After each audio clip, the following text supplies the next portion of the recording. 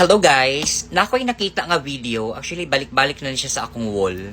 And, medyo na-shock lang ko. Usa ni ka vlogger. Ambot, vlogger ba or unsa ba? Oo. And very die-hard ni siya ha.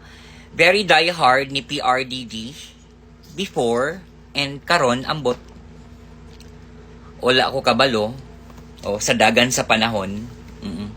Nakabuoy siya istorya, niya ana siya nga katong sa ICC maglisod na daw ganig istorya unya mo serbisyo pa. Di lang guta magbuot day. Kabubuton man na niya nga mudagan. Bisag pungkol pa na siya, bisag maglisod pa na siya og lakaw, iya man ang kabubuton og dili ta magbuot kung unsa ang iyang himuon sa iyang kaugalingon. Isa pa, kung naglisod man niya siya istorya, di man siguro maapektuhan iyang utok. Bright man si PRDD. Oo. Dili man siguro ba ang gamiton.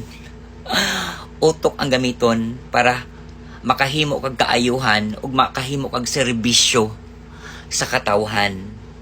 Diba? Ibutang tao tinuod naglisod na siya istorya. Pero ang utok okay man. Makaservisyo man gihapon. Naunsa jud ka girl.